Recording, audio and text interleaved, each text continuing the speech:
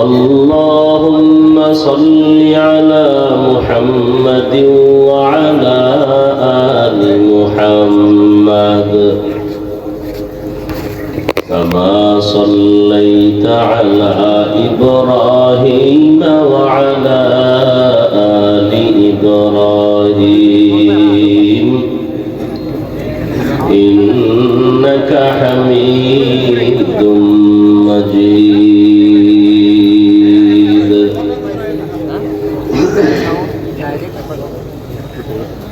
اللهم بارك على محمد وعلى آل محمد كما باركت على إبراهيم وعلى آل إبراهيم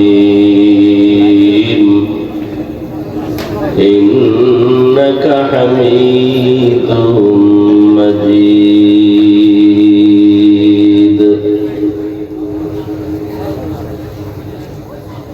وبعد فأعوذ بالله من الشيطان الرجيم.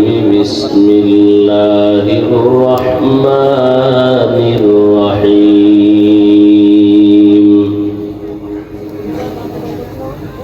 الرحمن علم القرآن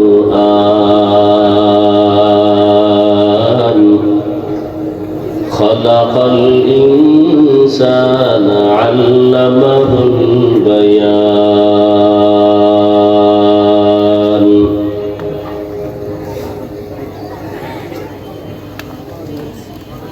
وقال النبي صلى الله عليه وآله وسلم: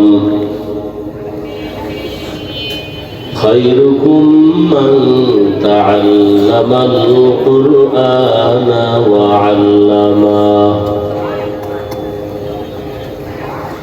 صدق الله مولانا العظيم وصدق رسوله النبي الأمي الكريم. ونحن على ذلك من الشاهدين والشاكرين والذاكرين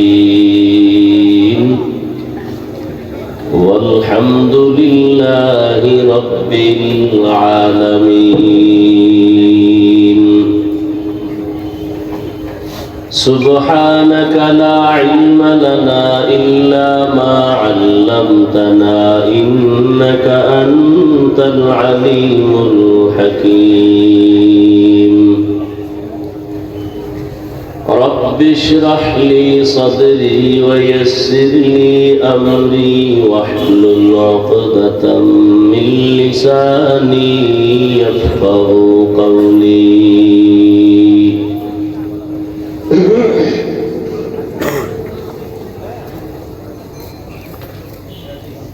सूरज ने दिया अपनी शुआओं को ये पैगाम. सूरज ने दिया अपनी शुआओं को ये पैगाम. दुनिया है अजब चीज, को भी सुबह को भी शाम. दुनिया है अजब चीज, को भी सुबह को भी शाम. दुनिया में हो दुनिया का तलबगार नहीं हो. दुनिया में हो दुनिया का तलबगार नहीं हो. बाजार से गुजर हो खरीदार नहीं हो. बाजार से गुजर हो खरीदार नहीं हो. मकबूल है शाज़ है काबिल तू बहुत है. आईना के मानिंदे तू नहीं दिल तू बहुत है. आईना के मानिंदे तू नहीं दिल तू बहुत है.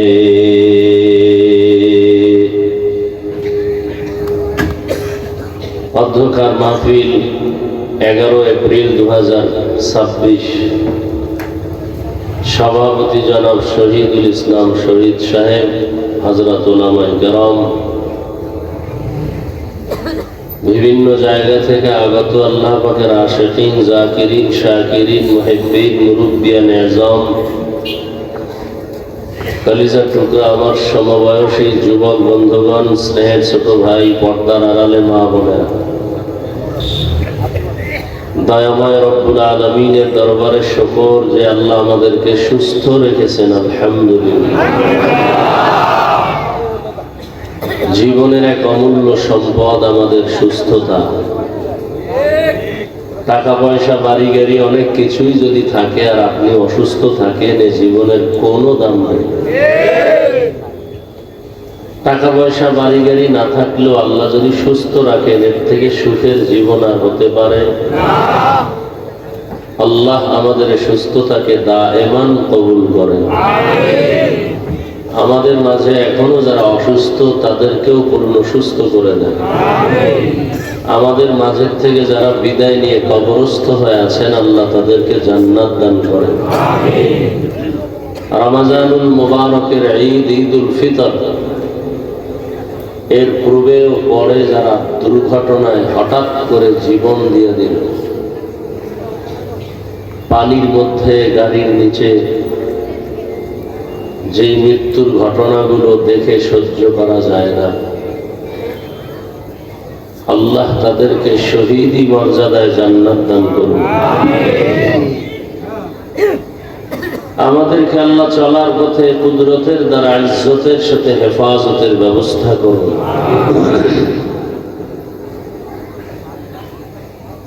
উলামায়ে হযরত আলোচনা করেছেন, আপনারা ধৈর্যের সাথে শুনছেন।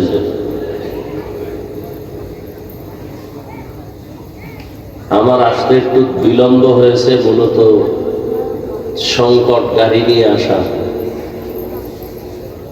তেলের সমস্যা, যুদ্ধের পরিস্থিতির কারণে এক পর্যায়ে নিয়ত করেছিলাম আজকে আর আসা হবেই না। মাগরিবের সময় ভিন্ন ব্যবস্থা করে এরপরে আসছি, রওনা দিয়েছি মাগরিবের নামাজের পরে ঢাকা থেকে। যদি গাড়ি না হতো তো আজকে আর আসতাম না।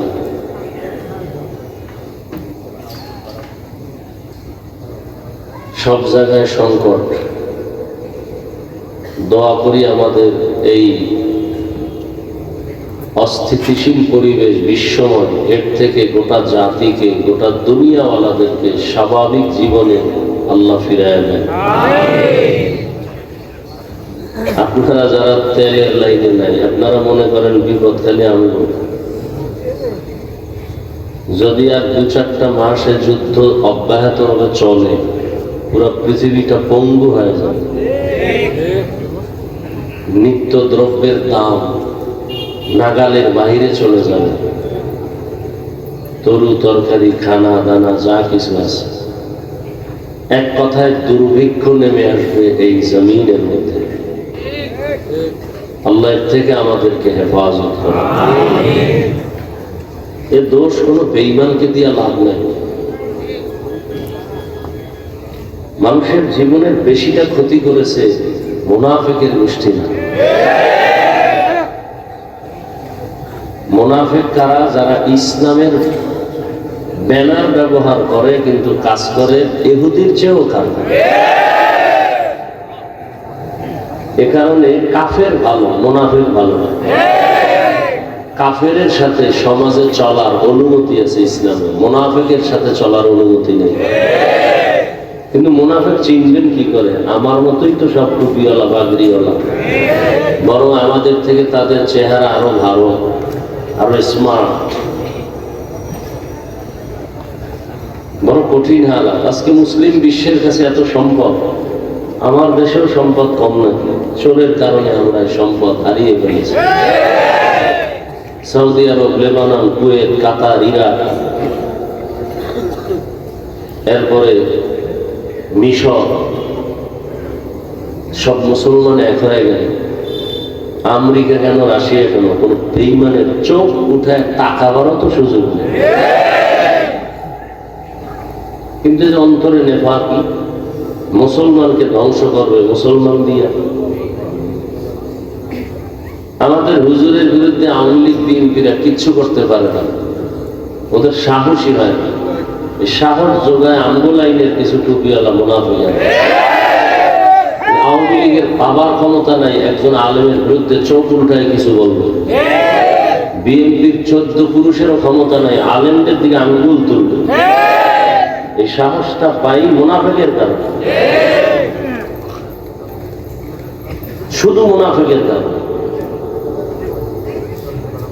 তাবলীগ খারাপ এই কথা বলার সাহস পায় কেমনে? আরেক দল টুপিওয়ালা খারাপ বলে, ওই সুযোগে অন্যরাও খারাপ হয়। না হয় যে আউযুবিল্লাহ বিসমিল্লাহ পারে না, নামাজ নাই, রোজা নাই, হালাল নাই, হারাম নাই, সে কোনোদিন তাবলীগের বিরুদ্ধে সাহস পাবে না কথা বলতে। কোন ইমামের বিরুদ্ধে কথা বলতে সাহস পাবে না, কোন আলেমের বিরুদ্ধে কথা বলার সাহস পাবে না। কিন্তু কই, আওয়ামী লীগেও তো আলেম আছে, ওলামা লীগ, বিএনপির মধ্যেও আলেম আছে। কি কর না কেন? ওলামা দল আছে না? সত্য কথা বলতে সমস্যা? কিছু তার ছাড়া মনে করে আমি আওয়ামী লীগের গাড়ি নিতেছি, বিএনপির গাড়ি নিতেছি, সাইজ করতেছি আমরা জাতিরই বলি। এ বুঝার মতো কোনো মেধা নাই। এইরকম তার ছাড়া এখানে বহুত বসা আছে। ফট করে তুমি হুজুরের রাজনীতি রস করে জুতা দিয়া কানের পর্দা ফাটায় দাও, কোথায়।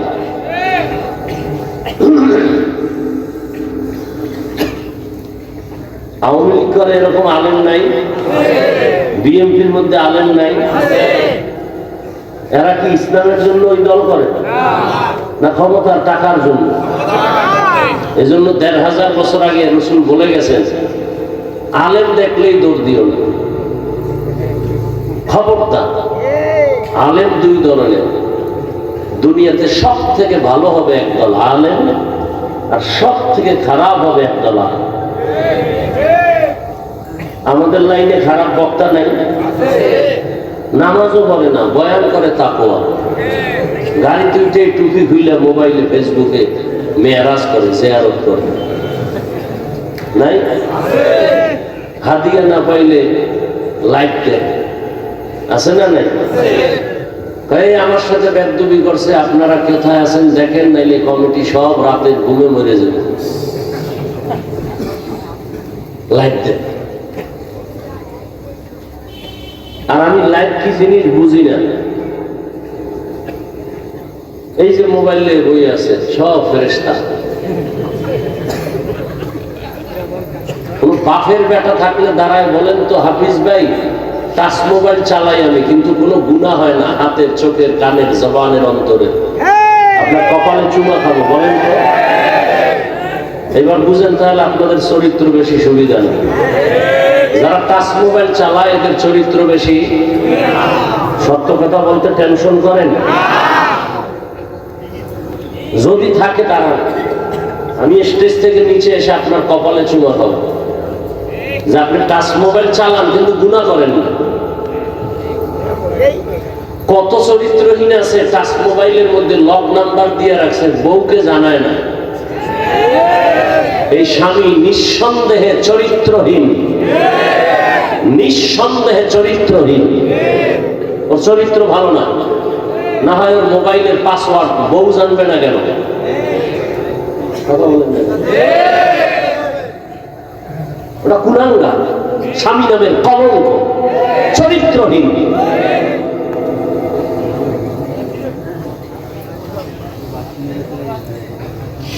যেই স্ত্রী মোবাইলে লক নাম্বার রাখে, স্বামীকে জানতে দেয় না, ওই স্ত্রীটাও চরিত্রহীন। আল্লাহ হেদায়েত দান করুন। বসছেন বেহেশতের বাগানে, মোবাইলটা লইয়া করতেছেন কবিরা গুলা। বাহ, শান কপাল। হ্যাঁ, বসছেন বেহেশতের বাগানে। কেমন বাগান? রাসূল বলেন বসার সাথে সাথে সব গুনাহ মাফ। কিন্তু সান কাভাল্লারা মোবাইল নিয়ে ছবি উঠায়, করতেছে কবিরা গুনাহ, কবিরা গুনাহ, কবিরা গুনাহ। যারা মোবাইল নিয়ে ছবি তুলতেছে, পৃথিবীর কোন মুফতি সাহেবের বাবার ক্ষমতা নাই এই ছবি উঠানো হালাল বলার কোন সাহস আছে? স্পষ্টই ছবি তোলা হারাম, হাজার কোটিবার কবিরা গুনাহ হারাম।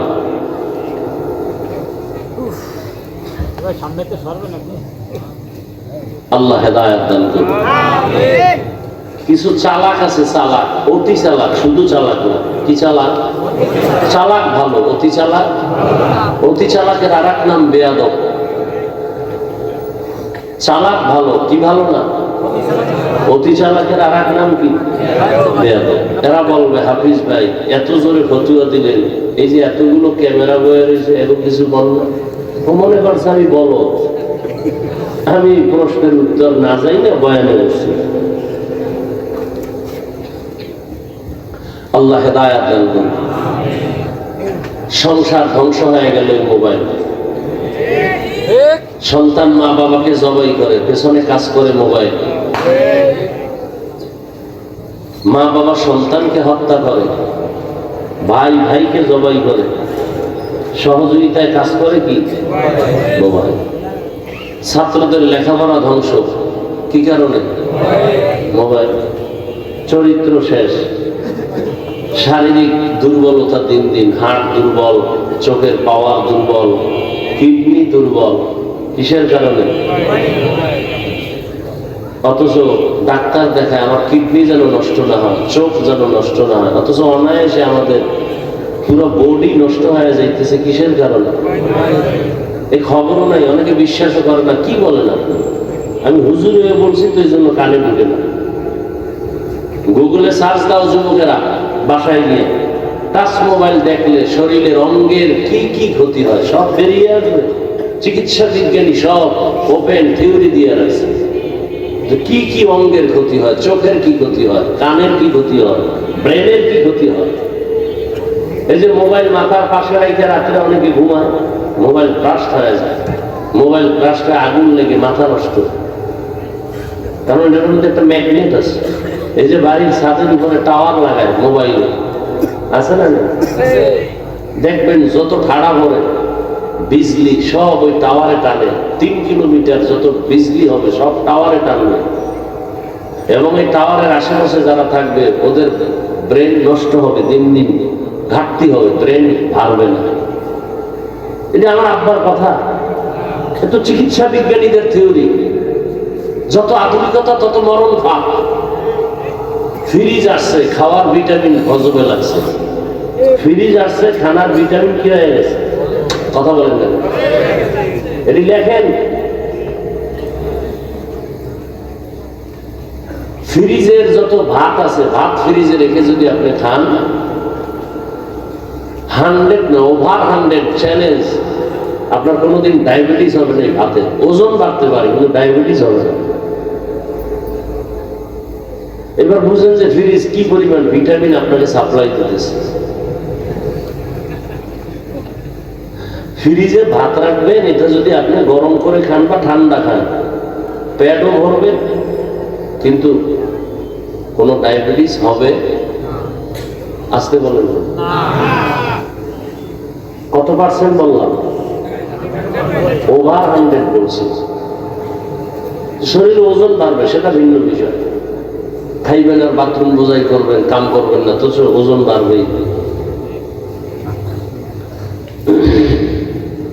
রাইস কুকারে কারেন্টে ভাত রান্না, ভাত আছে না, ভিটামিনের পুষ্টি হবে। মাছ, ইলিশ মাছ কত মজা, 1 মাস ফ্রিজে রাখেন না, কি মজা পান।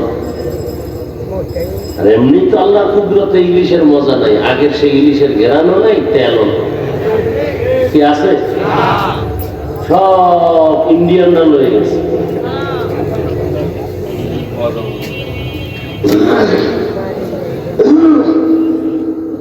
পহেলা বৈশাখ খাবেন না এই গজবের ইলিশ আর পান্তা ভাত?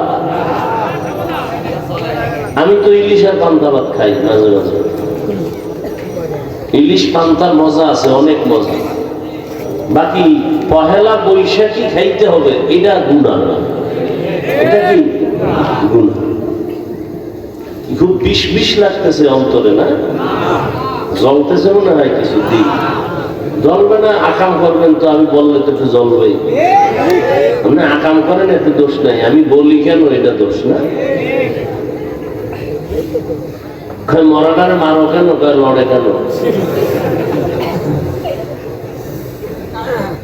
অন্তর এত নষ্ট হয়ে গেছে,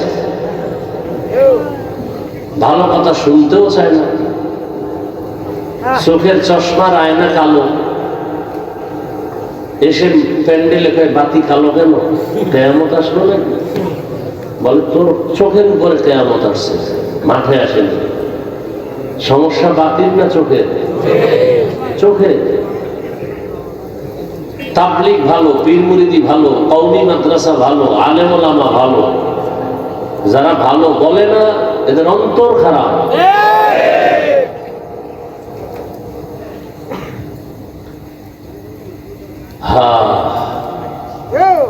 কোরআনে হাকিমের সূরাতুর রহমানের শুরু থেকে 2-3 টুকরা আয়াত আমি আপনাদের সামনে পড়েছি। সংক্ষেপ সময় আমি আয়াত এবং রাসূলের একটি হাদিসও পড়েছি।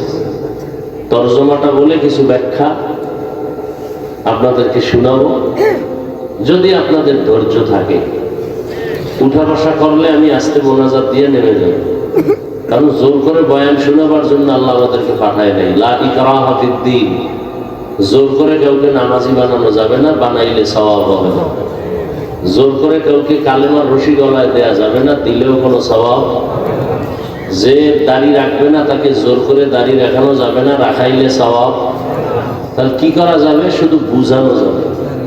এই ওয়াজ মাহফিল শুধু বুঝাইতেছি, এটা করলে লাভ, এটা করলে ক্ষতি, এই বুঝিয়ে দিতেছি। তাবলীগ ওয়ালাদের একই কাজ। তবে ভাষা হয়তো কারোটা একটু নরম, কারোটা গরম মানুষ হিসাবে, সেক্ষেত্রে ক্ষমা চাই। আল্লাহর কাছেও ক্ষমা চাই, আপনাদের কাছেও ক্ষমা চাই। মানুষ হতে পারি না, মানুষ হতে পারলে তো যারা মানুষ হয়েছিলেন এর বয়ান লাগে না। চট্টগ্রামের পটিয়া থানা মেইন কেন্দ্রে একটি মাদ্রাসা আছে, বিশাল বড় জামিয়া ইসলামিয়া পটিয়া মাদ্রাসা আছে। ওই মাদ্রাসার বাণী প্রতিষ্ঠাতা মুফতি আজিজুল হক রহমতুল্লাহ আলাইহি, এরা মানুষ ছিলেন। স্টেজে বসে নাহমাদুহু বললেই পুরো ময়দানের মধ্যে একটা কিয়ামতের আলামত শুরু হয়ে যায়। এরা ছিলেন মানুষ, এদেরকে দেখলেই জাহান্নামী মানুষগুলো জান্নাতের পথে আসার জন্য পাগল হয়ে যায়। আমরা মানুষ হইতে পারি না। বক্তা হয়েছি ঠিক, মাওলানা হয়েছি এটাও ঠিক, মানুষ হতে পারি না। মানুষ বড় ভিন্ন জিনিস। মানুষকে আবার বয়ান করবো কেন? দেখেন, আপনারা মানুষ, মুসলমান, আপনার আমার আল্লাহ এক, নবী এক, কোরআন এক, কাবা এক, ধর্ম এক, কালেমা এক, কি না আলাদা? অথচ আমি দাড়ি রাখি, আপনি দাড়ি রাখতেই চান না। আপনিও মুসলমান, আমিও মুসলমান, আপনার আল্লাহ আমার আল্লাহ দুই না এক? তাহলে আপনাকে দাড়ির জন্য আলাদা বয়ান দিতে হবে কেন? টুপির জন্য বয়ান দিতে হবে কেন? সুন্নতের বয়ান দিতে হবে কেন? সুদের বিরুদ্ধে আপনাকে বুঝাতে হবে কেন? ঘুষের বিরুদ্ধে আপনাকে বয়ান করে বুঝাতে হবে কেন? ওই যে একটু আগে বলছি, আসলে মানুষ হতে পারে না। যেই বয়ান আলেম ওলামারা, তাবলীগ ওয়ালারা, পীর সাহেবরা জুমার বয়ানে যেই পরিমাণ আপনাদের বয়ান করে, এর 1000 ভাগের 1 ভাগ বয়ান খালি হিন্দুদের করলে ওরা সব মদিনার আশেক হয়ে যায়। আর আপনি বয়ান শোনার পরে বিড়ি মোনাজাত দিয়ে গেছে, বিড়ি টানতে টানতে যাইতেছে। এরকম আছে না? নিমক হারাম। কি বয়ান সুন্দর, মোনাজাত দেওয়ার পরেই বিড়ি। তো মোনাজাতে বোধহয় বিড়ি চাইছে। সুদের টাকায় ব্যবসা, বাহাদুরি ভাব, খায় হারাম, পরে মায়ের আপন গর্ভধারিণী মায়ের সাথে জিনার গুনাহ, বাহাদুরি করে। যারা সুদের সাথে জড়িত 24 ঘন্টা কার সাথে জিনার গুনাহ করে? গর্ভধারিণী আপন মায়ের সাথে জিনার গুনাহ। এই কথা বললে সুদখোরের মনে শান্তি না কষ্ট? কিছু কিছু তার সেরারা মনে করবে হুজুরে আমার চিনল কেমনে, যে বই সেই যে আমাকে ধরলো। চিন্তা করছে সুদ খাওয়া হালাল না হারাম? যারা সুদের সাথে জড়িত এদের নামাজ কবুল হবে না, রোজা কবুল হবে না, হজ কবুল হবে না, তেলাওয়াত কবুল হবে না, মাদ্রাসা করলে সওয়াব হবে না, মসজিদে দান করলে সওয়াব হবে না, মোনাজাত দিলে কবুল হবে না। আরো শুনবেন, তওবা না করে মরলে চিরস্থায়ী জাহান্নাম। কয়দিনের জন্য জাহান্নাম? এটি লিখে রাখেন, এটি কেউ বলবে না, বলার সাহস নাই, বলতেও পারবে না, কারণ শিয়ালের হাতে মুরগি আমানত। আমি বলে গেলাম, আমি চিন্তা করছি একদিন আসছি আর জীবনে না আইলাম, আইসি যেহেতু জনমের মতো বলে যাবে। কিন্তু মসজিদে আগামী জুমায় যদি এই বয়ান চলে, সূর্য ডুবার পরই নোটিশ আর ইমাম সাহেব 1 মাসের ছুটি। বলবে কেন? বলবে শিয়ালের হাতে মুরগি দিলে যা হয়, মসজিদ মাদ্রাসার চাবি সুদখোরের হাতে দিলে তাই হয়।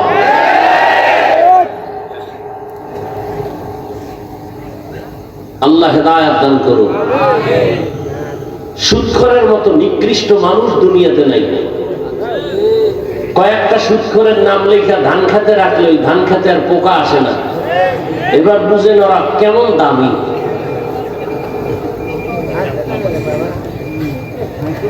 তবে আপনি লিখে দিলে হবে না, ভালো কোনো আমলওয়ালার দ্বারা লেখাই নিতে হবে। আমি তো হাত না পাক, চোখ না পাক, জিহ্বা না পাক, অন্তর না পাক, আপনার কাজ হবে না। রাগ করতেছেন? আরে আমি আপনার এলাকায় থাকবো, এত ভয় কি? ইমাম সাহেব বললে না ভয় আছে যে আগামী জুমায় পরের জুমায় দেখা হইব, একটু লজ্জা। হ্যাঁ, আল্লাহ হেদায়েত দান করুন। আয়াত হাদিসের তরজমাটা বলে নেই। আর রহমান আল্লামাল কুরআন খালাকাল ইনসান আল্লামাহুল বায়ান। কি আপনাদের এই আয়াতগুলো মোটামুটি জানা আছে না? হ্যাঁ, এই আয়াতের বিষয়বস্তু হলো মানুষ কাকে বলে। একটু আগে বলছি না আমরা মানুষ হতে পারি না, এই ব্যাখ্যাটা শুনলে বুঝবে না আসলেই আমরা কুত্তার চেয়েও খারাপ। হিংসা করা এটা কি মানুষের স্বভাব না কুত্তার স্বভাব? তাহলে আমি দেখতে মাওলানা মানুষ, কিন্তু হিংসা থাকলে আমার চরিত্রটা কুকুর থেকেও খারাপ। দলিল কোরআনের আয়াত 9 পারা সূরা আরাফ। সুযোগ আসতেছে বলবো, সময় থাকলে। আসলে বয়ান করার উদ্দেশ্য কি? বয়ানের মূল উদ্দেশ্য হলো জাহান্নাম থেকে জান্নাতের রাস্তা দেখানো। কি ভাই, আমার বয়ানের দ্বারা যদি আপনি জাহান্নাম থেকে বাঁচার পরামর্শই না পান, কোরআন হাদিস অনুযায়ী জান্নাতে আগাবার সেই পরামর্শ না পান, এটা বয়ানের মাকসাদ তো হাসিল হয় না। প্রত্যেকটা বয়ানের উদ্দেশ্য, বক্তার উদ্দেশ্য হবে একটা আল্লাহ ভোলা মানুষকে আল্লাহর দিকে আগায় দাও। তাআল্লুক মা আল্লাহ, আল্লাহর সাথে কিভাবে সম্পর্ক তৈরি হবে, এই বয়ান। আর বয়ানের দ্বারা যদি আল্লাহর সাথে সম্পর্কের সেই বিশ্বাসটা, সেই অনুভূতিটা না আসে, তো কিসের বয়ান এগুলো? আপনাকে এত বয়ান করে, যে একটু আগে বললাম আমিও মুসলমান, আপনিও মুসলমান, আমি টুপি খুলতে চাই না, আপনি টুপি দিতে চান না, কারণ কি? আপনার আমার আল্লাহ এক, নবী এক, কোরআন এক, কাবা এক, ধর্ম এক, কালেমা এক। আমি দাড়ি কাটতে চাই না, আপনি রাখতে চান না, কারণ কি? আমি বেপরদায় চলতে চাই না, লজ্জা। আপনি বেপরদায় পর্দা করতে চান না, লজ্জা, কারণটা কি? আপনাকে টাকা দিব 500 টাকা, আপনি টুপি করেন, একবার বলবেন তোর টাকা তুই খেয়ে আমার টুপি দিব না, মাথা গরম। আর আমাকে যদি বলে তোমাকে চেয়ারম্যান এমপি বানাবো, তুমি টুপি আর দাড়ি কেটে ফেলো, বলবো পৃথিবী দিয়ে দাও, তারপরে দাড়ি কাটবো না। বিষয়টা কি? বিষয় কি? বিষয় কিচ্ছু না। ধোঁয়ার গন্ধ আসে কেন?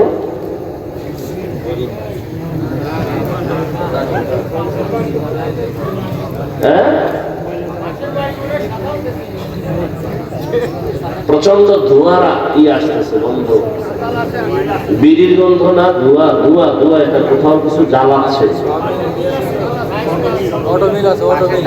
মহা মুসিবত, আমাদের জন্য খুব ক্ষতিকর এই বিষয়গুলো।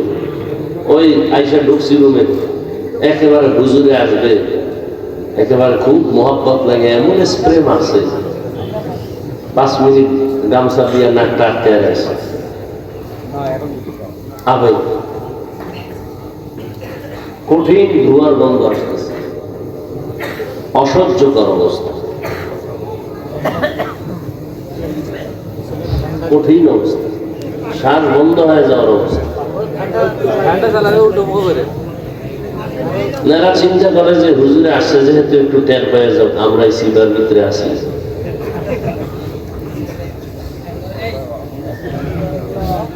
কতটা ক্ষতি করে ফ্যান দিলে দিতে হবে সামনে থেকে, সামনে থেকে এদিকে দিতে হবে, তাও আস্তে দিতে হবে, জোরে না। আবার একটা আর এক মেশিন ছাড়লেন আওয়াজ দিয়ে, বন্ধ করেন।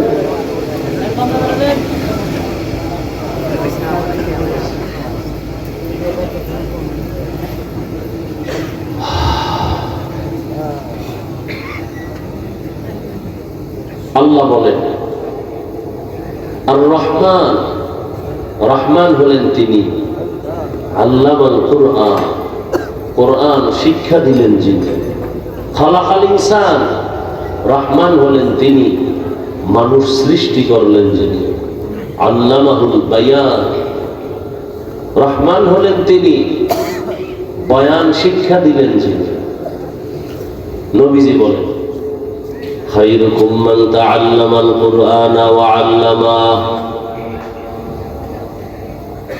দুনিয়াতে ওই ব্যক্তি বড় দামি, বড় সম্মানিত যে কোরআন শিখে অন্যদের কোরআন শিক্ষা প্রদান করে। তরজমা শেষ। হাদিসের উপর 2-4 মিনিট কথা, এরপর আয়াত নিয়ে কথা বলবো। নবীজি বলছেন দুনিয়াতে শ্রেষ্ঠ ওই ব্যক্তি যে কোরআন শিখে, বলেন না কেন, সহযোগিতা করেন, অন্য কেউ শিক্ষা দেয়, তাদের মতো দামি আর কেউ নাই।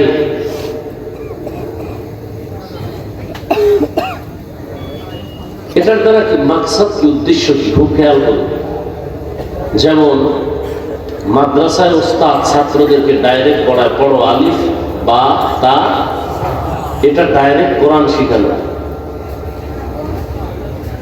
এই ওস্তাদের যেমন মূল্য, ছাত্রের যেমন শ্রেষ্ঠত্বের মূল্য, ঠিক তেমনি ভাবে যারা কোরআনের ব্যাখ্যা শিখায়, যেমন এখানে কোরআন হাদিসের বয়ান হবে, আপনারা শিখবেন, আমরা 2-4টি কথা বলবো, এটাও ওই হাদিসের মিসদাক অনুযায়ী শ্রেষ্ঠ মজলিস। এ কারণে নবীজি কি বলছেন এই মজলিসটা সম্পর্কে? নবীজি বলেন যারা কোরআন হাদিসের মজলিসে বসবে আর উলামায়ে আহলে হকদের 2টি কথা কোরআন হাদিস থেকে শুনে 2-একটা মাসআলা মুখস্থ করবে, শিখবে, এক মাসআলার বরকতে 100 রাকাত নফল নামাজের সওয়াব পেয়ে যাবে। যদিও মজলিসে অনেকগুলো ইসলামের বিধিবিধান শিখতে পারে, নবীজি বলেন 1000 রাকাত নফল নামাজের সওয়াব পেয়ে যাবে। আরো কত বরকতের কথা। এই যুবক, ঢুকলা কেন আর উঠো কেন? আমাদের ক্ষতি করার জন্যই আল্লাহ তোমাদের দুনিয়ায় পাঠাইছেন। জীবনে উপকার হবে না তোমাদের, হ্যাঁ, এইটাই কাম। শুরু করতে পারলাম না, বেড়ান শুরু হয়ে গেছে। তাতে বৃষ্টি হয় ভালো ছিল, তুফান তুফান হয়ে যায়, একটু ঘুমাইতাম বাসায়। মানুষের কোনো নিয়ামতের কোনো কদর নেই।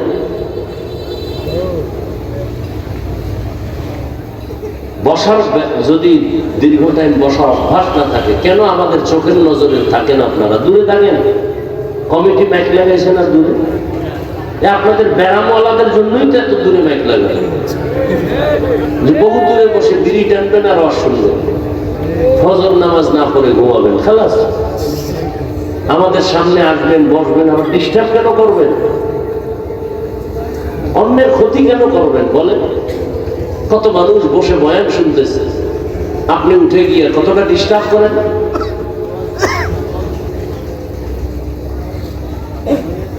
শেষ দোয়া পর্যন্ত আল্লাহ মাহফিলকে কবুল করেন। ঘর থেকে যখন বেরিয়েছে মানুষ, আপনারা দ্বীনের মজলিসে আসবেন, নবীজি কি বলছেন?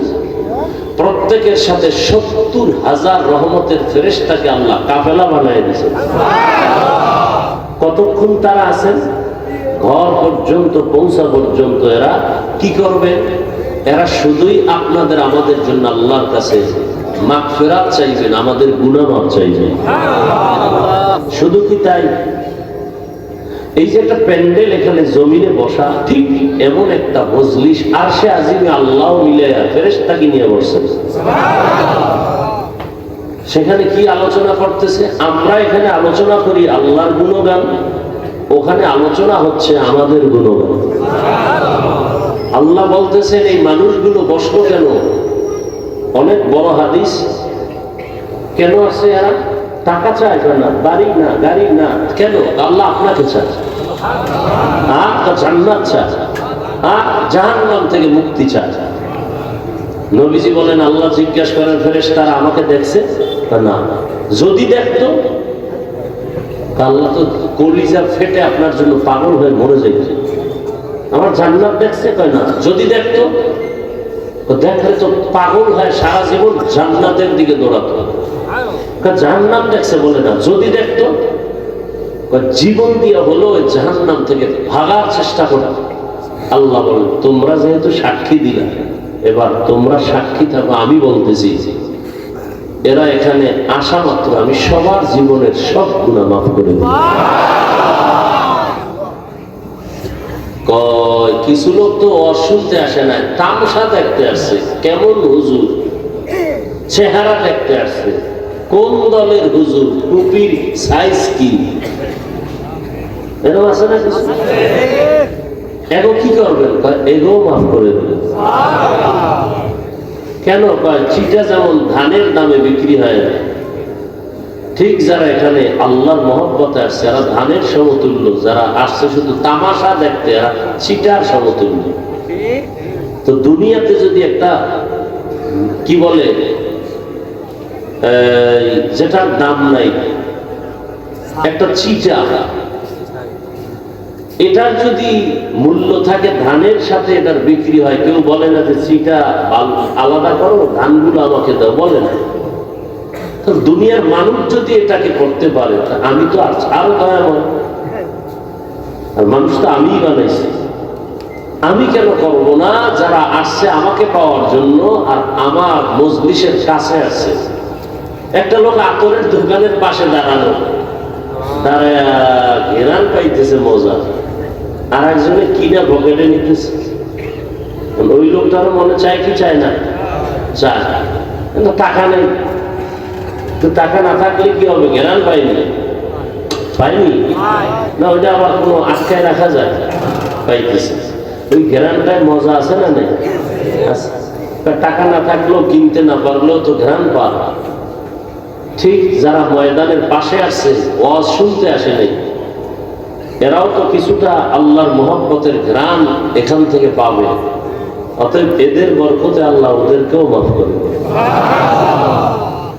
এত বড় মজলিসে আসিয়া বসার পরেও কি মোবাইলটা হাতে নেওয়ার মানে কি? আচ্ছা, 24 ঘন্টাই তো এই মোবাইল নিয়ে থাকে। এই স্বামী, বউরে সময় দাও না বাবা, এই মোবাইল। বাবা সন্তানকে সময় দেয় না, মোবাইল। তো 24 ঘন্টাই তো বাথরুমে গিয়েও মোবাইল। আল্লাহ নিয়ে আসছেন বেহেশতের বাগানে, 2 ঘন্টা মোবাইল না চালাইলে কি হবে?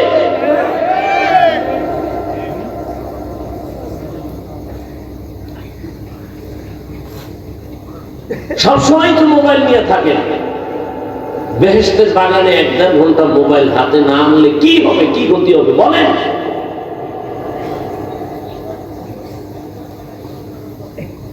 না দেখাচ্ছেন আমি মোবাইলওয়ালা, তবে আমার দেখাইতে ক্ষতি হবে। বয়ানের পরে দেখবেন জিনেরা মোবাইল নিয়ে গেছে, বহু জিন এখানে আছে মোবাইল নেওয়ার জন্য। জিনেরা দেখা যায়, মোবাইল চোরেরও দেখা যায়।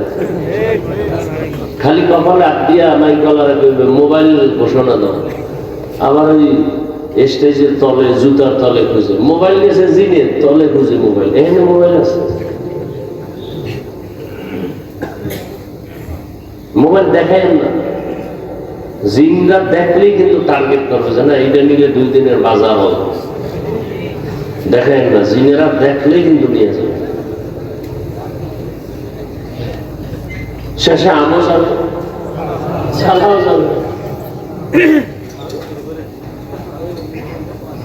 আল্লাহ, তাহলে এটা একটা শ্রেষ্ঠ মজলিস। কিসের কারণে? কোরআনের কারণে। কিসের কারণে? সোহবতে সালে তোরা সালে কুনা, সোহবতে তালে তোরা তালে কুনাতে জমানা, সোহবতে বা আউলিয়া বেতেরা জসদ সালা তাআত বেরিয়া।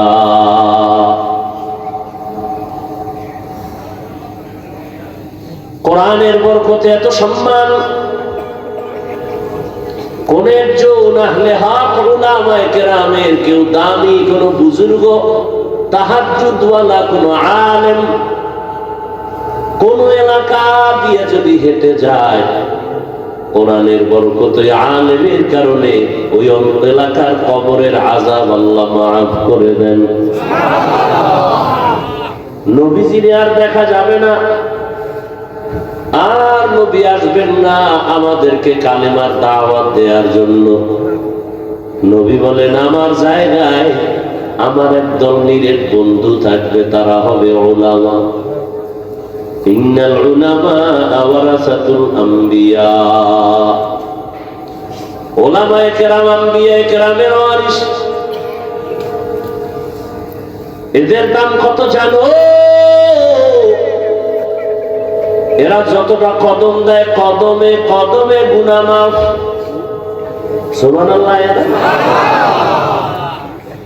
নূরের ফেরেশতারা ইলম ওয়ালাদের পায়ের নিচে তাদের পাখা বিছায়া দেন। হাত্তাল হিতানু ফিল মা,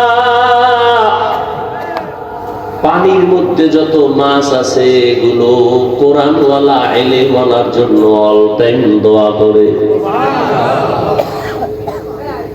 ইলমের বরকত, ইলমেরা ইজাজ করদান বেহিসাব, খালকেরা দাদান জওয়াবে বাসওয়াব হকনাদার, দোস্তে খালকা জারেরা নিস্তে ই খসলত একে দিনদারেরা। একজনে আলেম না, কোরআন হাদিস জানে, সে যদি সারা রাত দাঁড়ায় দাঁড়ায় যায় নামাজে নামাজ পড়ে, আর একজন আহলে হক আলেম বিছানায় এশার নামাজ পড়ে ঘুমায়, সাধারণ মানুষের নামাজের ইবাদতের চেয়ে আলেমের ঘুমের মূল্য আল্লাহর কাছে বেশি।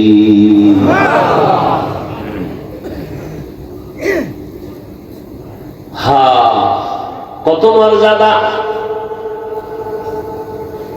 কিয়ামত পর্যন্ত এই জাতিকে জান্নাতের পথ দেখাবে একমাত্র উলামায়ে আহলে হক। আর কোনদিনে জমিনে আবু বকর, ওমর, ওসমান, আলী আসবেন না। বড় বড় আউলিয়া আব্দুল কাদের জিলানী, খাজা মাইনুদ্দিন চিশতি আজমেরি, ইমাম গাজ্জালী আর আসবেন না, ইমাম আবু হানিফা আসবেন না। ফাকিহুন ওয়াহিদুন, কি হাদিসটা কি আসাদু, ফাকিহুন ওয়াহিদুন, একজন ফকিহ কোরআন হাদিস রিসার্চ করে মাসআলা বের করেন, আশাদ্দু আলা শাইতানি মিন আলফি আবেদ। 1000 আবেদ। কয় হাজার? আবেদ বুঝেন তো, খালি ইবাদত করে কিন্তু এলেম নাই। 1000 আবেদের থেকেও একজন ফকিহ আল্লাহর কাছে দাম। হ্যাঁ ভাইরা আমার, এই শ্রেষ্ঠ মজলিস পুরা চারপার্শ্ব থেকে নূরের ফেরেশতারা হাতে হাত লাগাইয়া আরশে আজিম পর্যন্ত তারা সিরিয়ালে দাঁড়ানো। এখান থেকে যদি কেউ মোনাজাত দিয়া তওবা করে বিদায় হয়, রহমতের নবী বলতে মায়ের গর্ভের বাচ্চা যেমন দুনিয়াতে নিষ্পাপ ভূমিষ্ঠ হয়, কোরআনের বাগান থেকে একজন মানুষ ওই রকমই নিষ্পাপ বাড়িতে ফিরে যায়। সোহবতে সালেহ তোরা সালেহ কুনা, সোহবতে তালে তোরা তালে কুনা। আল্লাহ রাসূল বলেন, যারা কোরআন শিখে, যারা শিখায় তারা দামি। শুধু তাই না, একজন আলেম কোরআনের হাফেজ এই মাদ্রাসায় পড়ে 5 ওয়াক্ত নামাজ বা জামাত আদায় করেন, কিন্তু গরীব, শীতের পোশাক কেনার টাকা নাই, বাবা খানার টাকা দিতে পারে না। এই ছেলেটা কোরআন পড়ে আর একজনে খানা দেয়, আছে না? মশারি কিনে দেয়, কিতাব কিনে দেয়, জামা কিনে দেয়। কত টাকাওয়ালা আছে বলে একজন এতিম সন্তানকে আমি আলেম বানানোর খরচটা মাসে মাসে দিব, দাও মাদ্রাসায় পড়াও।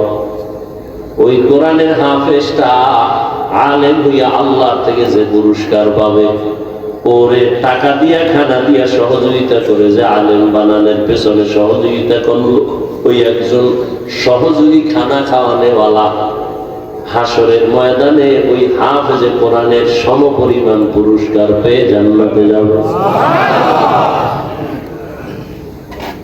হাদিসে পাকে আর এক ঘটনা আছে, হাসরের ময়দানে আল্লাহ পাকের আদালতে একজনের ফয়সালা হবে, জাহান্নামে যাও, কোনো আমল নাই। ফেরেশতার হাতে হ্যান্ডকাপ লাগায় দেও, এর আমল নাই, কোন নেক আমল, জাহান্নামে পাঠায় দাও। ফেরেশতারা যখন হাতে হ্যান্ডকাপ লাগাইয়া জাহান্নামের দিকে যাবে, এই আসামি বারবার পেছনে ফিরে তাকাবে। আল্লাহ বলবেন, ফেরেশতারা দাঁড়াও। এই বান্দাটা বারবার পেছনে তাকায় কেন? ফেরেশতারা বলেন, আল্লাহ আপনি জানেন, আমরা জানি না। আল্লাহ বলবেন, আমি অবশ্যই জানি। ওই বান্দা বারবার পেছনে তাকাইয়া অপেক্ষায় আছে, আমি রবের একটু দয়া তার উপরে হয়নি, ও চায় আমি একটু দয়া করি। আচ্ছা দাঁড়াও তো, দেখি তো কোনো দয়া করার লাইন আছে। নবীজি বলেন, আল্লাহ বলবেন, ফেরেশতাদের আমল নামাটা একটু তল্লাশি করো, দেখো কোনদিন কোরআন শিখছেনি।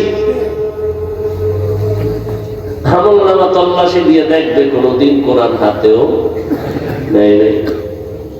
না, আল্লাহ নেয় নাই, কোরআনের সাথে সম্পর্ক নাই। আচ্ছা দেখো তো, কোরআন ওয়ালা যারা, তাদের সাথে একটু সম্পর্ক আসেনি দেখো। এমন একজনের সাথে মহব্বত আছে কিনা যে আলেম। ফেরেশতারা আমলনামা তল্লাশি করে দেখবে, এমন কোন পরিচয় নাই, জীবনে আলেমের সাথে মুসাফাও করে নাই। আল্লাহ কইবে, এবার শেষবারে একটা ঝাড়া দাও। কি বলবে? দেখো এই বান্দার সাথে এমন কোন বন্ধু আছে নি যে বন্ধুর সাথে আলেমের মহব্বত আছে? ফেরেশতারা তল্লাশি দিয়ে দেখবে, হ্যাঁ এই বান্দার একজন বন্ধু আছে, ওই বন্ধুর সাথে আলেমের সম্পর্ক। আল্লাহ বলেন, আজকে তো সুপ্রিম পাওয়ার নিয়ে আমি আল্লাহ বলছি, আমি রহিম নামের দরজা কইলা রাখছি রহমান নামের দরজা দিয়া, ওই সূত্রে টান দিয়া আলেমের মহব্বতের সূত্রে আমি তাকে জান্নাতি বানায় দিলাম। আতিনা ফি দারে দুনিয়া না হাসান, আতিনা ফি দারে উকবা না হাসান, ইয়া গিয়াসাল মুস্তাগীসিন ইহদিনা লফতিখারা বিল উলুমে ওয়াল গিনা। হর গরিদে नेको तू तैयार है, जो न मंगे उससे तू बेजार है। आलेमेर एत सम्मान किसेर कारणे बोलेन? कुरआन। ए कारणेई तो रहमतेर नबी दुनियाते आसेन। কোন জায়গায় বলতে পারবেন নবীজি আসছেন দুনিয়াতে? কোন জায়গায়? আমরা তো যশোরে। কোথায়? মক্কা নগরীতে আসছেন আমার রহমতের নবী। কেমন অবস্থা যখন মক্কার মানুষ ছিল চরিত্রহীন, লম্পট, এতটাই খারাপ,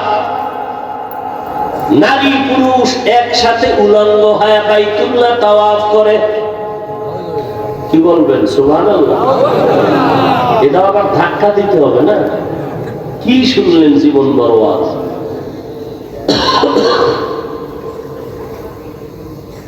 এতটাই খারাপ, ঘরে কোনো কন্যা সন্তান হলেই বাবার মাথা গরম, মেরে গলা টিপে মেরে ফেলে। নারী সমাজের বোঝা, নারী দেখতে পছন্দ লাগে না।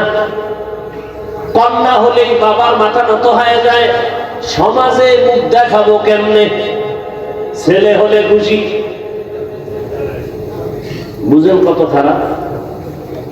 ১৫০০ বছর পর আমার দেশের সমাজে এখনো কিছু কুলাঙ্গার আছে, মেয়ে হলে বেজার হয়। আসেনি? বউয়ের সাথে রাগ করে কথা বলে না। পেতনি ঘরের পেতনি সব মেয়ে দাও কেন? সন্তান কি বউ দেয়? কে দেয়? কেমন তার সেনা বোকা। সন্তান দেয়ার মালিক কে? না শাহজালাল? লিল্লাহি মুলকুস সামাওয়াতি ওয়াল আরদ ইয়াখলুকু মা ইয়াশা ويهب لمن يشاء الذكور أو يزوجهم ذكرانا وإناثا ويجعل من يشاء عقيما إنه عليم قدير।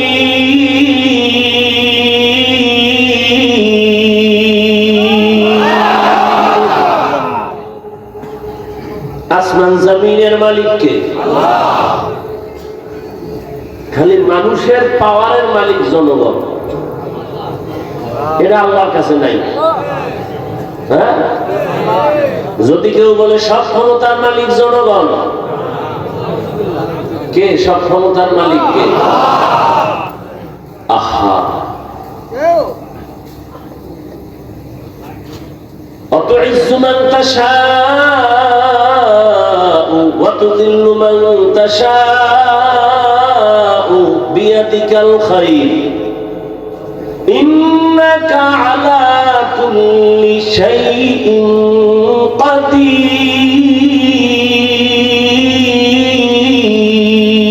কাদির। সব ক্ষমতার মালিক কাদের কুদরত দারি বর কামাল আনতা রব্বি আনতা হাসবি জুল জালাল তুহি কাদের জলিলুল্লাহ জাহাদা বহর হালে তুহি মেরা নেগাহদার। কষ্ট হইতেছে না? তাই ভাই আপনার দাওয়াত বলে আলহামদুলিল্লাহ, তাই আপনার বাড়ি কেন? জিন্দেগি মে বন্দগি তু করনা হে, जिंदगी में बंदगी तू करना है, जिंदगी पे बंदगी शर्मिंदा है, जिंदगी पे बंदगी शर्मिंदा है। दुनिया में हो दुनिया का तलबगार न हो,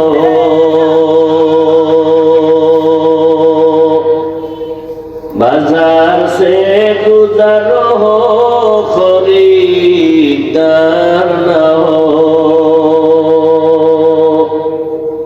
ये दुनिया एक मिसल कागज़ फूल है, ये दुनिया एक मिसल कागज़ फूल है, जिंदगी में बंदगी तू करना है, जिंदगी में बंदगी शर्मिंदा है, जिंदगी में बंदगी शर्मिंदा है, जिंदगी में बंदगी कुन बंदगी, बंदगी में जिंदगी शर्मिंदगी। আল্লাহ তাআলা বলেন, রহমতের নবীকে আমি হেদায়েতের বার্তা নিয়ে পাঠিয়ে দিলাম। মক্কার মানুষ এতটা খারাপ, কন্যা পছন্দ করে না, গলা টিপে মেরে ফেলে, কন্যা সমাজের বোঝা। অথচ আল্লাহ বলেন, সন্তান আমি দেই, কাউকে ছেলে দেই, কাউকে মেয়ে দেই, কাউকে দোনোটা দেই, কাউকে কোনোটাই দেই না। রহমতের নবী বলেন, আমার একটা ছেলেও নাই, আমি 4 কন্যার বাবা। ও দুনিয়ার কন্যাওয়ালার বাবারা, শুকর আদায় করিও। যদি একটা কন্যা পাও, শুকর আদায় করো, তুমি একটা জান্নাতের মালিক হয়ে গেছো। দুটো কন্যা যদি পাও, শুকর আদায় করিও, তুমি 2 জান্নাতের মালিক। কন্যা হলে লাভ না ক্ষতি? কন্যা ছেলে হলে লাভ, কামাই করে খাওয়াবে। কয়জনে যে খাওয়ায়, বিয়ে করলেই নাই, বউ নাই, ছেলেও নাই। বিষয় কি কয়, ঘরে আনছে ডানা কাটা বড়ি। কি কাটা বড়ি? ডানা কাটা বড়ি আনার পরই ঘরে কয়, তোর বাবার ডানা ভালো না, কেটে ফেল। তোর মায়ের ডানাও খারাপ, চল। কই যাবো? কয় যশোর শহরে ফেলার ভাড়া ল। তোর মা বাবার ডানা ভালো না। কিছুদিন ওখানে ঘুরে ফিরা, এবার স্বামীরটা খাইয়া চুষে চুষে কয়, এবার তোর ডানাও খারাপ, হিজরত করে গেলাম। আছে না? না, ডানা কাটা বড়ি, এটার ব্যাখ্যা কি আমি বুঝি না। আল্লাহ হেদায়েত দান করুন। সন্তান দেওয়ার মালিক কে? ছেলেকে দেন, মেয়েকে দেন, দোনোটাকে দেন, কোনোটাও দেন না, ক্ষমতা কার? আর আপনি স্লোগান দেন, ছেলে হোক মেয়ে হোক, দুটোর বেশি নয়, একটা হলে আরো ভালো হয়, না হইলে আরো ভালো।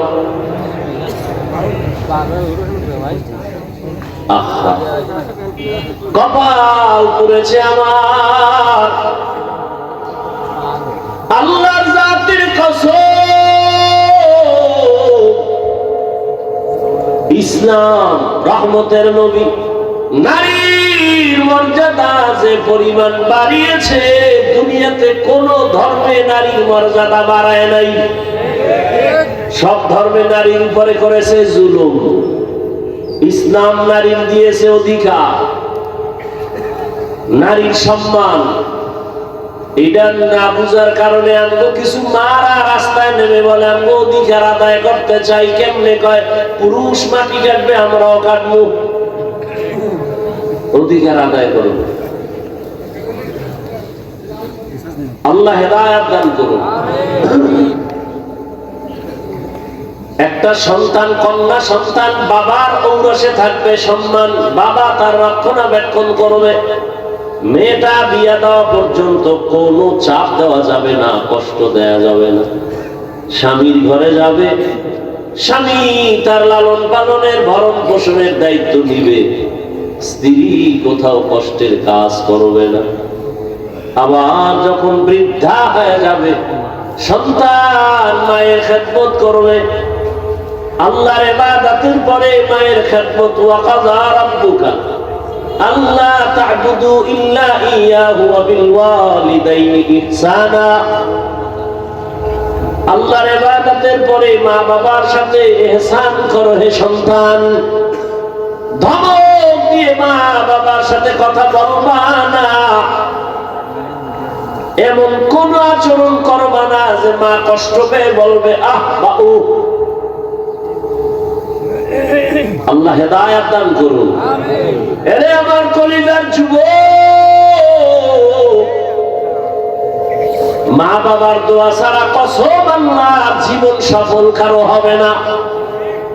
তুমি জানো না ওই মা কত রাত ঘুমাতে পারে নাই, তোমাকে আমাকে ঘুম পাড়াইতে গিয়া নিজে ঘুমায় না। কি কষ্ট জীবনে মাকে দিয়েছো। মা বাবা শীতের দিন কষ্ট করেছে, তুমি জানো। কত বাবা ছিল গরিব, মনে চাই ইলিশ মাছ দিয়া খানা খাবে, টাকার অভাবে মাছ কিনতে পারে নাই। মা ফল খাবে, টাকা নাই, কিনতে পারে নাই। আজ টাকাওয়ালা সন্তান, তোমার ঘরে ফ্রিজে কত মাছ কত ফল, কিন্তু কি লাভ হবে? যারা আফসোস করেছে তারা সাদা কাপড়ের প্যাকেট হয়ে আছে, চাইলেও আর খাওয়াইতে পারবা।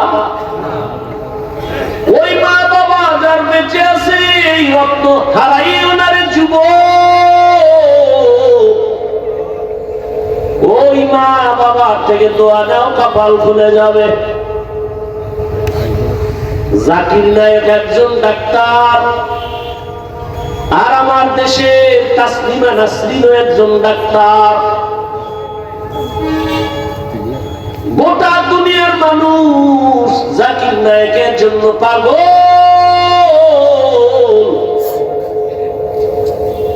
টাকার গরমে, ক্ষমতার গরমে। আর তাসলিমা নাসরিনের জন্য মানুষ ধিক্কার জানায়। ও মইরা গেল, ওর লাশটা বাংলাদেশে আসবে না। ভাইরা আমার,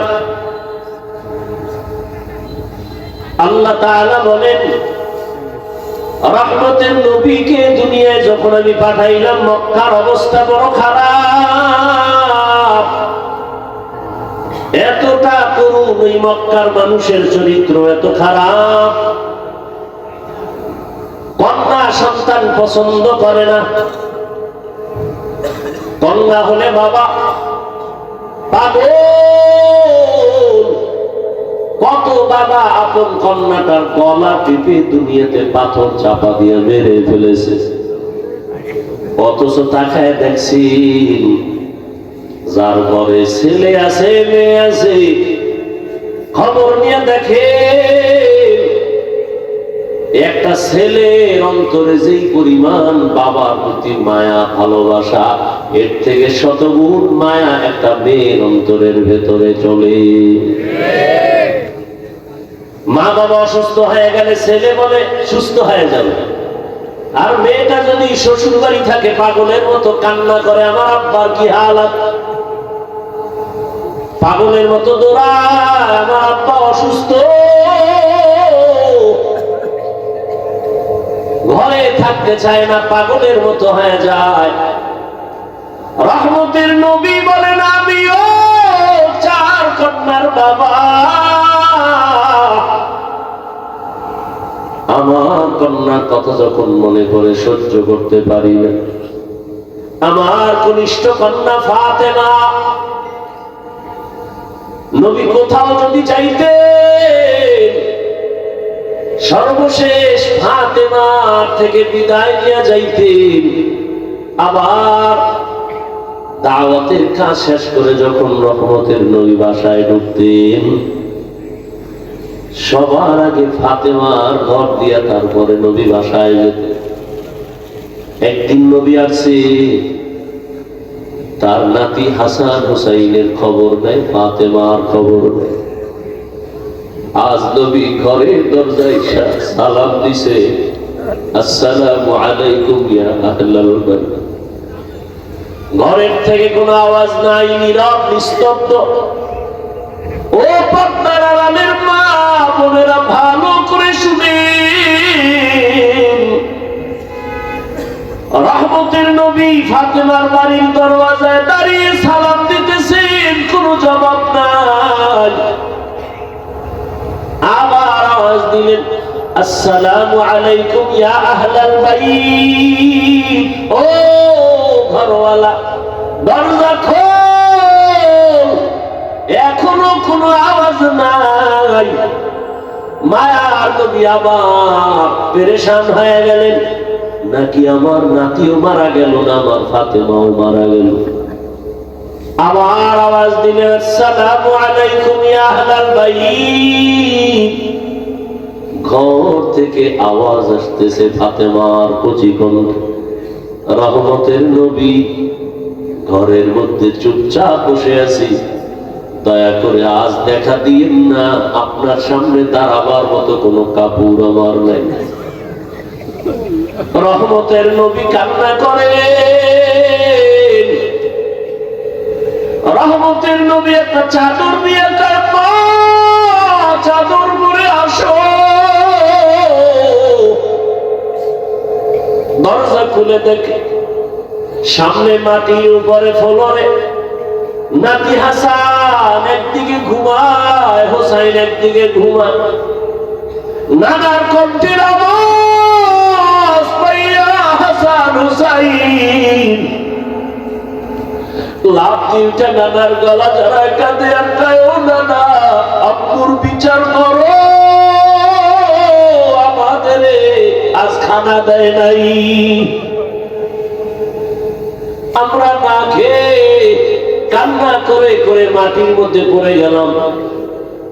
ফাতেমাও কাঁদে, হাসান কান্দে, নবীও কান্না করে।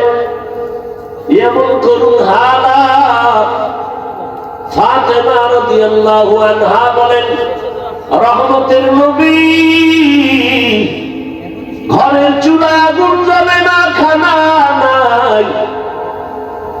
আমার সন্তান আপনার নাতি হাসান হুসাইন কাঁদতেছে, কি দিব? পাতিলার মধ্যে পাত্রে পানি গরম করে সান্ত্বনা দিয়েছি, একটু অপেক্ষা কর, খানা রেডি হবে তারপরে খাবে। ওরা কান্না করতে করতে মাটির মধ্যে ঘুমিয়ে পড়েছে। রহমতের নবী কান্না করে, নবী খেজুর বের করে দিলে, নেও খেজুর, আমি খাই, তোমরাও খাও। রহমতের নবীর বরকতি হাত মুবারকের খেজুর খেয়ে 3 দিন 4 দিনের ক্ষুধা জাগায় নিবারণ হয়ে গেল।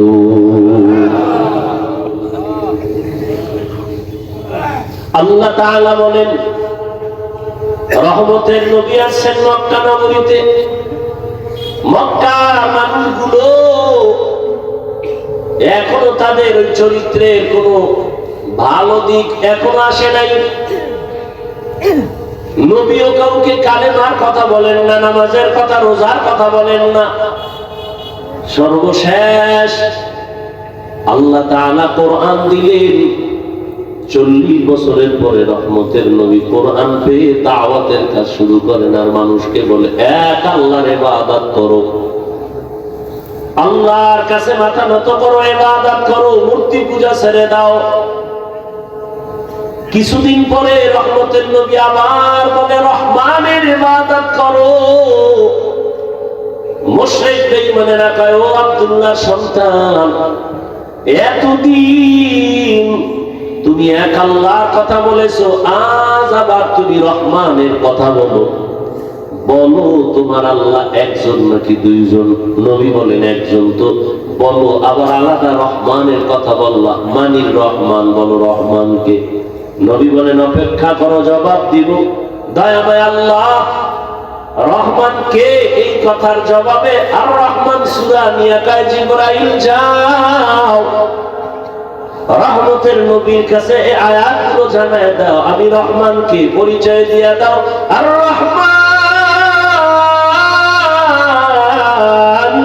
আল্লামাল কুরআন খালাকাল ইনসান আল্লামাহুল বায়ান।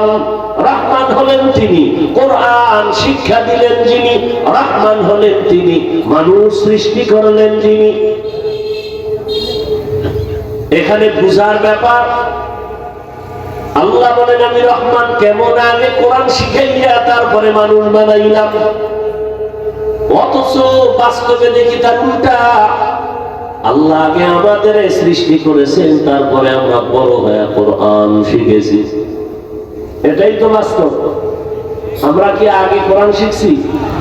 কিন্তু আল্লাহ কি বলেন? আর রহমান আল্লামাল কুরআন খালাকাল ইনসান আল্লামাহুল বায়ান। আমি এমন রহমান, আগে কোরআন শিখাইয়া পরে তোমাদের মানুষ বানাইছি। আল্লাহর কথাই ঠিক, আমাদের বুঝের অভাব। মুফাসসিরিনে কেরাম বলেন আল্লাহ কেন বললেন আগে কোরআন শিখাইলাম পরে মানুষ সৃষ্টি করলাম? তার কারণ হলো আল্লাহর আদালতে সব মানুষ জান্নাত পাবে না। বলে তাহলে কোন মানুষ পাবে? বলে দুনিয়াতে মানুষ আবার কয়েক ভাগে ভাগ করা, একদল বংশগত মানুষ, আর একদল জন্মগত মানুষ, আর একদল হলো গুণের মানুষ, গুণগত মানুষ।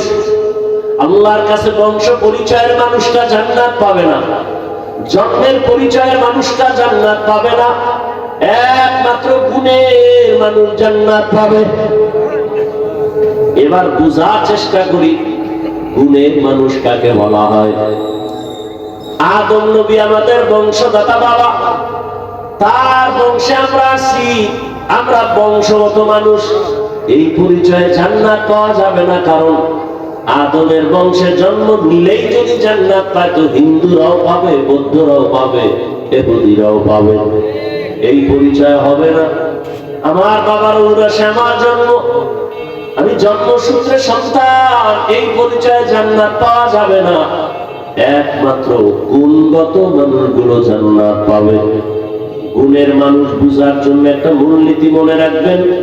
দুনিয়াতে যত বস্তু বানায়, বানানোওয়ালারা এমনি বানায় না, কোনো কাজের জন্য। যেমন আমি মাউথ নিয়ে কথা বলি, মেশিনে তাই না হরেন থেকে কথাটা অনেক দূরে ভাষায় দিতেছে। এক কথায় মাইকওয়ালা মাইক যখন বানাইছে, কি কাজের জন্য? বলে আওয়াজটা দূরে নেওয়ার জন্য। কথা ঠিক না? আজীবন মনে রাখবেন, যেই বস্তুটা যেই কাজের জন্য বানায় ওই কাজটাই হলো ওই বস্তুর গুণ। বলেন তো মাইকের গুণ কি? আওয়াজ দেওয়া। বাতিওয়ালা বাতি বানাইছে কেন? আলো দেওয়ার জন্য। তাহলে বাতির গুণ কি? আলো দেওয়া। পাখাওয়ালা পাখা বানায় কেন? বাতাস দেওয়ার জন্য। পাখার গুণ কি? বাতাস দেয়া। মাইক যদি আওয়াজ না দেয় বলবে এটাকে ভেঙে ফেলে দাও, এটা গুণের মাইক না। বাতি যদি আলো না দেয় বলবে এটা ফেলে দাও, এটা গুণের বাতি না। এবার আমাকে জবাব দেন, দয়াময় রব্বুল আলামিন মানুষ কেন বানাইছেন? কি বিড়ি টানার জন্য? আলেমরে গালি দেওয়ার জন্য? মা বাবার সাথে বেয়াদবি করার জন্য? কেন বানাইছেন? ওয়ামা খালাকাতুল জিন্না ওয়াল ইনসা ইল্লা লিয়াবুদুন।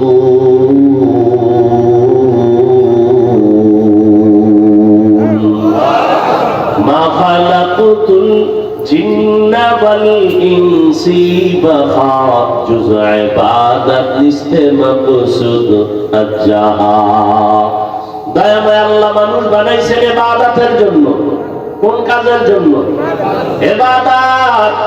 অতএব মানুষের গুণের নাম হলো ইবাদত। আল্লাহ ইবাদতের জন্য মানুষ বানিয়েছে। ভালো করে খেয়াল করেন, তাহলে মানুষের গুণের নাম। এখন এই ইবাদতটা কি মন গড়া না কোনো নিয়ম আছে? আছে আছে। ভাই নিয়ম জানতে হলে কোথায় যাও? বলে কোরআন ধরো। সব নিয়ম কোথায় আছে? কোরআন বুঝি না কেমনে? কয় হাদিস ধরো, কোরআনের ব্যাখ্যা হাদিস। বলে কোরআন হাদিস কিছুতেই পারি না। বলে কোরআন হাদিস বুঝার জন্য উলামায়ে কেরামের কাছে যাও। উলামায়ে কেরামের থেকে কোরআন হাদিসের ব্যাখ্যা যাই না, নিয়ম অনুযায়ী ইবাদত করলে তুমি গুণের মানুষ। গুণের মানুষ হলেই তুমি বিনা হিসাবে জান্নাতি। এই দিকে ইঙ্গিত করে আল্লাহ বলেন আর রহমান আল্লামাল কুরআন খালাকাল ইনসান। আমি রহমান কোরআন শিখাইয়া মানুষ বানাইছি। অর্থাৎ যারা কোরআনের নিয়ম জাইনা ইবাদত করবে তারা গুণের মানুষ, এরা জান্নাতি।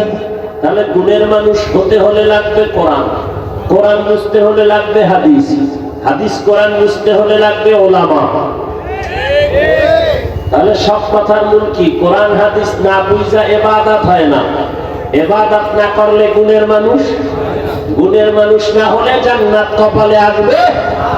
এদিকে ইঙ্গিত করে আল্লাহ কয় কোরআনের মাধ্যমে ইবাদত করিয়া যারা গুণের মানুষ হবে তারা জান্নাতি। আল্লাহ বলেন এদিকে ইঙ্গিত করে বললাম আমি আগে মানুষ বানাই নাই, আগে কোরআন শিখায় তারপরে মানুষ বানাইছি। ও আল্লাহর বান্দারা, এই গুণের মানুষ তৈরি হওয়ার ফ্যাক্টরির নাম হলো মাদ্রাসা। সারা দুনিয়ার বেঈমান আর মুনাফিকরা পাগল হয়ে গেছে মাদ্রাসা তালা লাগাও, মাদ্রাসা বন্ধ করো। এইবার শিখবে কি? শিখবে স্কুলে কি? সরাতে আজাদা, সরাতে আফা, কথা বলে। আর মাদ্রাসায় কি করে? সরাতে উজু, সরাতে আল্লাহ। ঠিক নেই? হ্যাঁ, স্কুলে পড়ো বাধা নাই, কলেজে পড়ো বাধা নাই, ডাক্তার হও, ইঞ্জিনিয়ার হও, প্রফেসর হও। তবে আদর্শ গুণের মানুষ হতে হলে উলামায়ে কেরামের ছোঁয়া লাগাও। উলামায়ে কেরামের ছোঁয়া পাইয়া স্কুল কলেজের ছাত্ররা নামাজি। বলেন ডাক্তার, প্রফেসর, ইঞ্জিনিয়ার, আলেম ওলামাদের ছোঁয়া পেয়ে 5 ওয়াক্ত নামাজি আসেনি। অতএব স্কুলে পড়া খারাপ। কত যুবক রাস্তায় গাড়ি চালায়, নামাজ পড়ে নাই? নদীর মধ্যে মাছ ধরে নামাজ পড়ে, কৃষি কাজ করে নামাজ পড়ে, র্যাব, আর্মি, পুলিশ, বিডিআরের চাকরি করে নামাজ পড়ে। ও পর্দার আম্মা জান, আপনার মতো কত মা কত বোন এই এলাকায় আছে নামাজি পর্দাওয়ালা নাই? এবার তাদেরকে বলবো যারা পর্দা করেন না, নামাজ পড়েন না, দাড়ি রাখেন না, ও যুবকেরা, আপনার কপাল এত খারাপ কেন? আপনার মতো যুবকরা যদি রাস্তায় গাড়ি চালায় নামাজ পড়ে, কলেজে পড়ে নামাজ পড়ে, ডাক্তার নামাজ পড়ে, আপনার কপাল কেন খারাপ? ও মা, আপনার মতো মা যদি নামাজ পড়তে পারে, আপনি কেন বেপরদায় রাস্তায় ঘুরেন, মার্কেটে দৌড়ান? এখনো সময় আছে, গুণের মানুষ হইয়া কবরে যান, সন্তানটাকে কোরআন পড়ায় আদর্শ ডাক্তার বানায় দেন। ও যুবক, মা বাবার দোয়া নিয়ে ডাক্তার হও, জীবন ডাক্তার জাকির নায়েকের মতো হবে। আর যদি বেয়াদবি করো মা বাবার সাথে, আলেমদের সাথে, শিক্ষকের সাথে, তাসলিমার পরিণাম ফল হবে। এখনো সময় আছে, তওবা করো, মনে মনে আল্লাহকে বলো। আর নামাজ ছাড়বা না, দাড়ি কাটবা না, বেপরদায় চলবা না, মা বাবার দোয়া, শিক্ষকের দোয়া, উলামায়ে কেরামের দোয়া নিয়ে চলবা, নবীর আদর্শ মেনে চলবা। মা বোনেরাও তওবা করেন আর বেপরদায় চলবেন না। সন্তানটাকে কোরআনওয়ালা বানাবেন, ডাক্তার, ইঞ্জিনিয়ার বানাবেন, পর্দা করবেন, স্বামীর মাল হেফাজত করবেন। মুরব্বীরাও তওবা করেন আর নামাজ ছাড়বেন না, বেপরদায় চলবেন না। সন্তানটাকে আদর্শ ইঞ্জিনিয়ার, প্রফেসর, ডাক্তার বানাবেন। তওবা করার মতো যদি অন্তর থাকে, মুনাফিকি না থাকে, খাঁটি তওবার নিয়তে দুটো হাত আল্লাহকে দেখায় দেই। আল্লাহ হাতগুলো কবুল করে নেন, তওবা কবুল করে নেন, তওবার উপরে মজবুত হয়ে চলার তৌফিক দান করেন, আমিন। আলহামদুলিল্লাহি রাব্বিল আলামিন, والصلاة والسلام على سيد الأنبياء والمرسلين وعلى آله وأصحابه أجمعين يا أرحم الراحمين يا أرحم الراحمين يا أرحم الراحمين رب ارحمهما كما ربياني صغيرا اللهم إنك عفو كريم تحب العفو فاعف عنا اللهم إنا نسألك رضاك والجنة ونعوذ بك من سخطك والنار اللهم إنا نعوذ بك من البرص والجنون والجذام وسيء الأسقام রব্বুল আলামিন মেহেরবানি করে আপনি আমাদেরকে মাফ করে দেন, ওলামায়ে কেরামদের কবুল করে নেন, মুরব্বী হাজী সাহেব ব্যবসায়ী চাকরিজীবীদের কবুল করে নেন, যুবক ছাত্রদের কবুল করে নেন, পর্দার আড়ালের মা বোনদের কবুল করে নেন, মাদ্রাসা কবুল করে নেন, এলাকাবাসীকে কবুল করে নেন। আয় আল্লাহ গুনাহমুক্ত তওবাওয়ালা জীবন দান করেন। আয় আল্লাহ আয়োজনকারী সহযোগিতাকারী দান সৎকারীদের কবুল করে নেন, এলাকার ঘরে ঘরে শান্তি দান করেন। আমার কলিজার যুবকদের 5 ওয়াক্ত নামাজি কোরআন পড়নেওয়ালা বানায় দেন, মোবাইলের গুনাহ থেকে